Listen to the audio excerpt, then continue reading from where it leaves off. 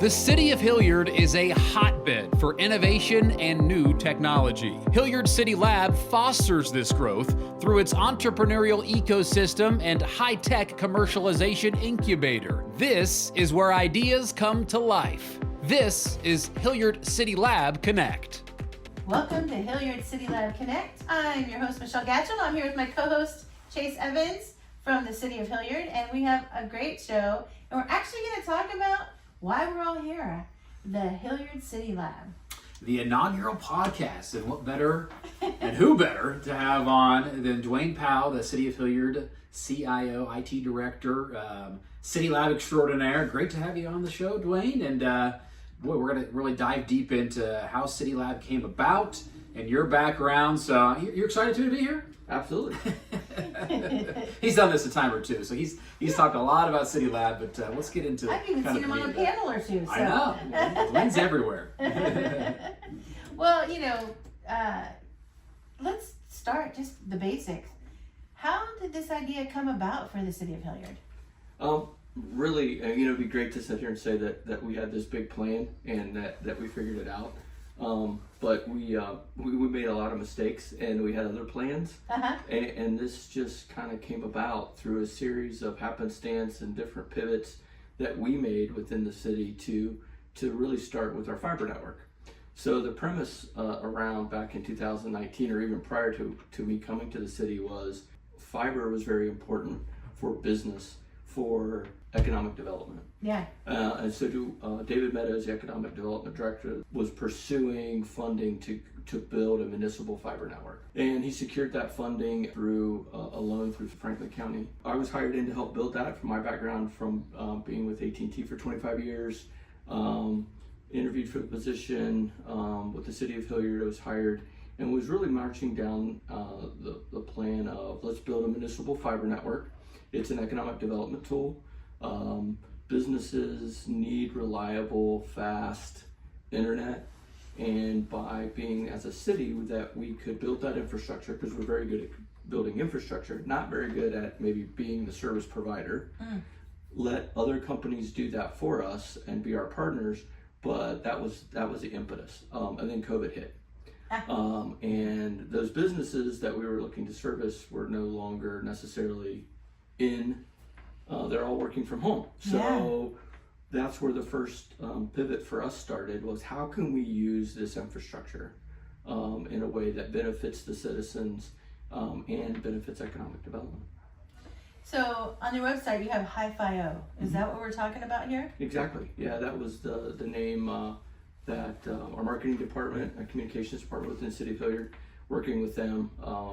David and I are not known for our artistic or creative ability in that sense. So, we utilized them and they came up with not only the logo, but the name. So it was really good. It's interesting talking about COVID. In that time, obviously, it was a very difficult time and a lot of moving parts when it comes to the business side of things and how it impacted all of these companies, how it impacted the municipality of Hilliard. Mentioned when you kind of in that answer about how COVID kind of pushed a lot of these things along even faster in building the infrastructure. The lead times to get the companies now in 2024, 25 have taken a little longer to develop. But when it comes to how much this bolstered and made our infrastructure better in the city of Hilliard, COVID actually benefited some of that because we get a lot of funding coming in. Mention that from your perspective, how that really was a crucial time to developing the City Lab into what it is today. Sure. So we made the decision that we weren't really letting off the gas on the build of the infrastructure. But then because of COVID, we had a couple of other things that happened. One, the funding was made available to us to help with respond to COVID. And one of those things that us as a municipality and many municipalities across the nation faced was that a lack of internet connectivity became a problem for all of our citizens. And those folks were at a clear disadvantage. I mean, everybody has a story during that time of, kids in the parking lots of libraries or McDonald's or Panera trying to use Wi-Fi so that they could do their remote learning. And when that injection of funds came, we made a different decision than maybe some of our peers. So one of the programs that was available was you could take the funding and go to traditional cellular or wireless providers and have them basically just use a hotspot at home. And a lot of our peer communities and a lot of communities across the nation did that. We did something a little bit different because we had the fiber network.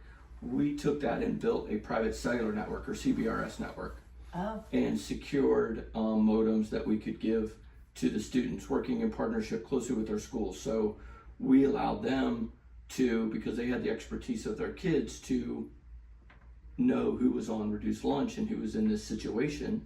We could equip them, and then they could have that internet access in their own home as opposed to a McDonald's parking lot or even one of our parks parking lot.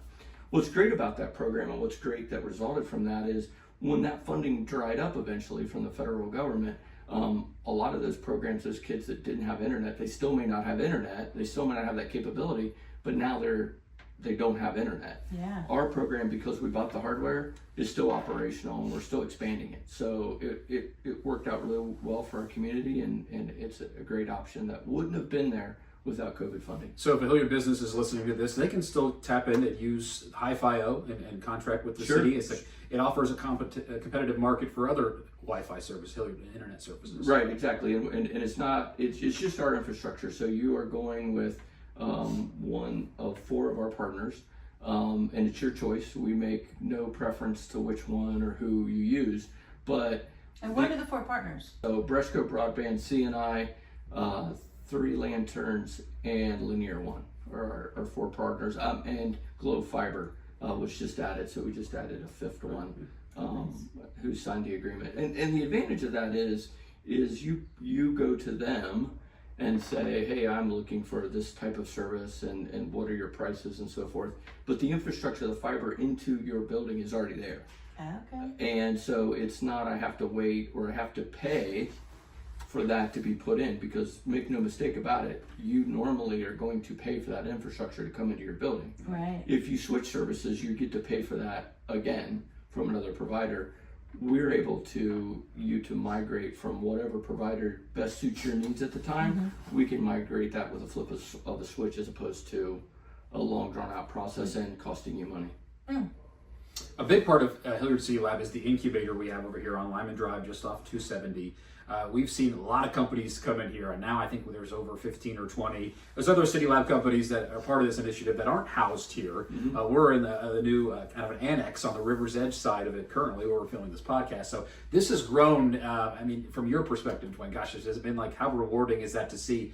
You know, it opens so many doors for companies to come in and use city resources. But just has that been a rewarding part for you and all the connections? And you're a big techie guy, so you've been able to help guide this process for these companies, and some of them go on. And our goal is so they can become big and maybe set up a shop even bigger somewhere else outside of this incubator space in Hilliard. But I mean, how cool is it to develop these relationships with all these different companies that have come through here? Yeah, I think that's one of the most exciting parts, that all of us that participate, and this is really a citywide initiative, is supported, and it works because of the support from all of the city employees that participate in this. This is just not an IT initiative or an economic development initiative. I mean, Chase is from our community development, and all of these groups, from operations to PD to Parks and Rec, they all try to help and facilitate these companies. And it's not just about the startups, it is about some of our existing companies. Yeah. Yacoa is an antenna manufacturer here in the city of Hilliard, been here for a long time. They're actually partnering with one of our startups for a new antenna design for one of their products. So they've got a possible new avenue of business in manufacturing antennas for them, plus it's benefiting one of our startups here. So really exciting to see those dynamics happen, and it's been hopefully very beneficial to the businesses.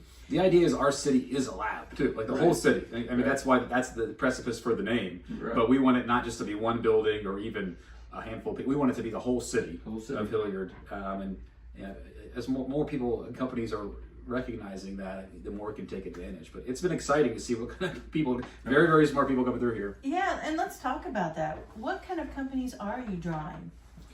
Wow, they really run the gamut. We have companies that are like HydroSmart, which is an intelligent straw that measures your water intake. And you think, oh, that's great if you're working out, I need to know how much, but why can't I just put it into a bottle and know that once I finish the 64-ounce bottle, I'm done. But think about some of our OSHA requirements that are out there for construction workers, public safety, where they actually have to monitor how much water intake that their employees do to be compliant. Well, if they use a straw, regardless of what container or what device they're drinking out of, that can be recorded offline. Nobody's writing it down, nobody's missing anything. It's just the employee is drinking normally through their straw. So that's an exciting opportunity with that. And then we have a lot of partnerships we've done with, for example, August 20 was a company that was very exciting to work with. We had a problem with our splash pads. Oh. And unfortunately, those fountains are controlled by a long-standing company that really didn't want to do anything with a small municipality like the city of Hilliard. And so we had some issues with that. It was aging out, and so we partnered with August 20 to revamp that entire system and to actually make it a product for them so that they expand their business to other municipalities. Yeah. And they come up with a self-contained device that runs on a Raspberry Pi, which is literally a $100 compute device. And has been operational since last summer. Allowed much better operation, much better control. So that was really exciting for us. So this benefits obviously Hilliard residents too. Like Absolutely. I said, these are city services and city infrastructure. It's not like we're just throwing out this, but this is very much strategic in the way the whole initiative has been set up with Hilliard City Lab. A lot of people have gone into the front end of it, making this happen, and it's been amazing to see how far it's come. Talk a little bit about another element of this is companies can tap in to some of these resources, such as the AI Sandbox. Sure. Talk about AI Sandbox and what that means and how companies can use it to grow and scale their growth. Sure. So City Lab really centered around what we like to call three things. Our infrastructure, our people, and then grants, small grants, reimbursable grants. The AI Sandbox falls under an infrastructure perspective, and we're always looking to how can we increase our infrastructure to benefit not only the city, but to benefit our partnerships with these startups. And through working with these startups, one of the things that came up was a problem that they had was if you're prototyping code around AI, you're working out all the details and the kinks, and It's expensive. It's expensive, and you go to a cloud provider, an AWS or Azure. If that code gets away from you and you don't notice it, your bill can go up astronomically, and unfortunately, it could actually put these small startups out of business. Wow. So, by creating an ecosystem where they could prototype and beta test, and the only penalty is you may get a call that says, please stop that process, as opposed to running up a very large bill. And no one telling you. And no one telling you about it until the bill comes. This is an opportunity for them to productize and be ready so that they can go to the cloud. Yeah. And actually commercialize it. We're not competing with the traditional cloud providers. This is not going to be its ultimate home, but it is a place of proof of concept. That's fantastic. Yeah. What other resources like this have you found that businesses coming in really can utilize? We've had companies utilize everything from our fleet to tracking our fleets and putting devices in our fleet, to putting devices in our sewer systems to measure the water levels, to attaching cameras on our buildings to access of our cameras so that they can process video. One of the companies, UB Vision, which is a good partner with us, and Big Kitty Labs, what they have worked with us on as a result of, we took a problem to them. We had a young man a few summers back tried to commit suicide by going through a roundabout about 120 miles an hour. Oh man, sakes. The car went airborne, and when it landed, it came apart and burst into flames. Fortunately, the young man was able to get out of the vehicle, but he collapsed shortly thereafter. Our traffic cameras watched the whole thing, saw every bit of this incident.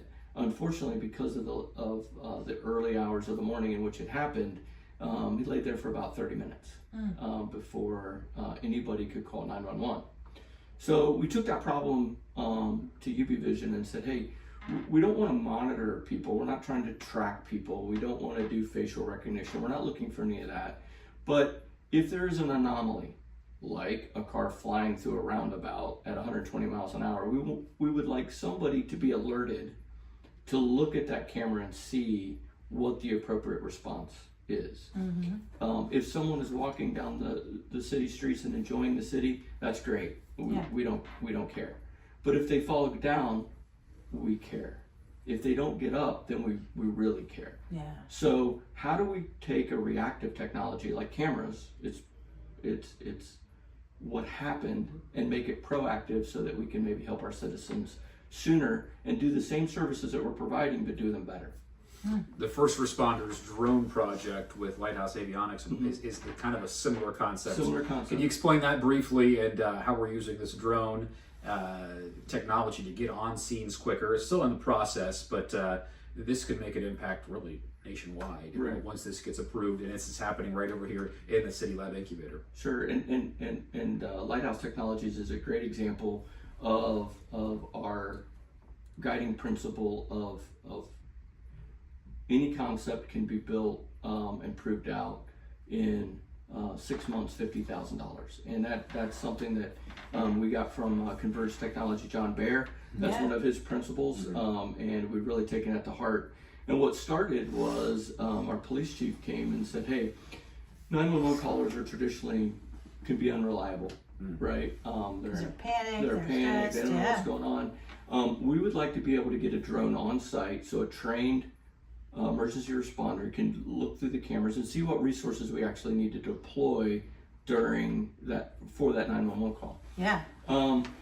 So we spent a lot of time building a drone. Converged Technologies built a very fast, effective drone to get on site as quickly as possible and under a few minutes of the call. Unfortunately, the FAA had a guideline that said a drone flying that fast needs to be within line of sight of the operator. Well, if you fly close to 100 miles an hour, it's out of sight pretty quickly. Yeah. So we had to pivot, and one of the companies that pivoted out of that was Lighthouse Avionics.